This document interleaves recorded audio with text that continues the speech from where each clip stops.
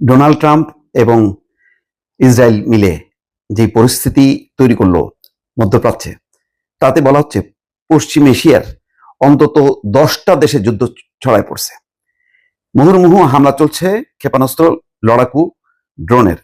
আনন্দবাজার একটা পত্রিকা রিপোর্ট প্রকাশ করছে, তাতে বলা হচ্ছে শনিবারের হামলার প্রাথমিক ধাক্কা কাটিয়ে গোটা পশ্চিম এশিয়া জুড়ে প্রত্যাঘাত শুরু করেছে ইরান। ধারাবাহিক হামলা চলছে পশ্চিম এশিয়ার একের পর এক দেশে।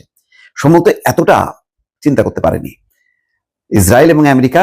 তারা চিন্তা করতে পারেনি যে এইরকম ধকল কাটায় তারা ঘুরে দাঁড়ায় এইভাবে যুদ্ধটা ছড়ায় দেবে। এর আগেও মনে আছে 7 মাস আগে একই অবস্থা ছিল। প্রথম দফায় ইরানের ব্যাপক ক্ষয়ক্ষতি, শীর্ষ 20 জন কমান্ডার নাই, 1 ডজনের উপরে পরমাণু বিজ্ঞানী নাই। তারপরেও কিন্তু এমন লড়াই শুরু করছিল ইরান, 12 দিনের মাথায় আমেরিকা একটা যুদ্ধবিরতিতে রাজি করাতে পারছিল বহু কসরত করে।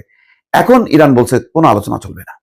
এবং খবরে প্রকাশ হয়েছে যে ডোনাল্ড ট্রাম্পের মধ্যপ্রাচ্য বিষয়ক বিশেষ দূতের সঙ্গে খুবই রাগান্বিত হয়ে কথা বলেছেন পররাষ্ট্রমন্ত্রী, ইরানের পররাষ্ট্রমন্ত্রী আরাক আকচি। তিনি অত্যন্ত ক্ষুব্ধ কণ্ঠে কথা বলেছেন, ফলে আলোচনাটা বেশি আগায়নি। এখন তলে তলে চেষ্টা চলছে যাতে ইরানকে নমনীয় করার জন্য, কিন্তু ইরান বলছে যে না, তারা শেষ পর্যন্ত দেখে ছাড়বে। আমেরিকা এবং ইরানের মধ্যে যুদ্ধ পরিস্থিতির আঁচ ছড়িয়ে পড়েছে গোটা পশ্চিম এশিয়ায়। পশ্চিম এশিয়ার অন্তত 10টা দেশে উত্তেজনা ছড়িয়েছে, উড়ে আসছে ক্ষেপণাস্ত্র, ড্রোন।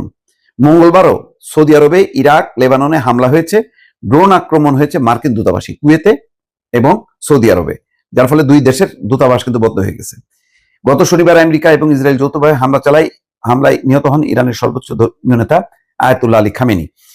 হামলার প্রাথমিক ধাক্কা কাটিয়ে উঠেই প্রত্যাঘাত শুরু করে ইরান। শুধু ইসরায়েল নয়, পশ্চিম এশিয়ায় যে দেশগুলোতে মার্কিন ঘাঁটি রয়েছে প্রায় সব দেশেই হামলা করেছে ইরান। সৌদি আরব, কাতার, সংযুক্ত আরব আমিরাত, Oman, Bahrain, Kuwait, Iraq, Syria, জর্ডানে হামলা চালায় তেহরান। এর মধ্যে বহু হামলা প্রতিহত করেছে আমেরিকার বন্ধু দেশগুলো। 4 দিন ধরে চলতে থাকা এই যুদ্ধ পরিস্থিতিতে ইরানেও যথেষ্ট ক্ষয়ক্ষতি হয়েছে, 700-র উপরে মারা গেছে। এখন কতজন ইরানে মারা যাবে, কি ধ্বংস হবে, এটা আর দেখবে না।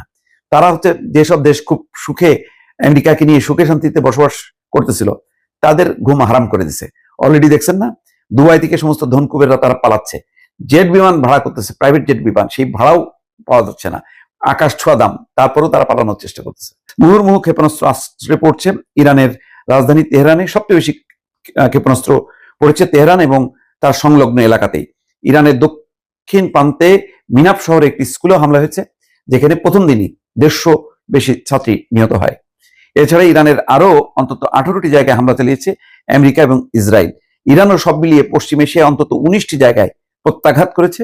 এর মধ্যে যেমন ইসরায়েল রয়েছে, তেমনি রয়েছে আমেরিকার অন্য বন্ধু দেশগুলিও। এখন এটার একটা ফয়সালা কিভাবে হবে এখনো অস্পষ্ট। ইরান এই মুহূর্তে আলোচনায় যাবে না। আর আমেরিকা পরিস্থিতি বুঝতে পারছে যে মধ্যপ্রাচ্যের বিভিন্ন দেশগুলো থেকে তারা লেজ গোটায় পালাচ্ছে, তাদের নাগরিকদেরকে বলছে পালায় যাও, তোমাদেরকে নিরাপত্তা দিতে পারবো না। ফলে আমেরিকাও চিন্তায় পড়ছে, এখন বলছে যে চিরকাল যুদ্ধ চালানোর মতন অস্ত্র তাদের মজুদ আছে। তারপরে ওদের যে মার্কো রুবিও বলছে যে তারা যদি খামেনিকে হত্যা না করতো তাহলে তাদের বহু মানুষ, বা এমনকি ট্রাম্প নিজেও বলছে যে খামেনি তাকে টার্গেট করছিল, তাকে মারার আগেই সে খামেনিকে মেরে দিছে। তো এইগুলো কথার অর্থ হলো যে এখন জাস্টিফাই করার চেষ্টা করতেছে আমেরিকা যে তার হামলাকে।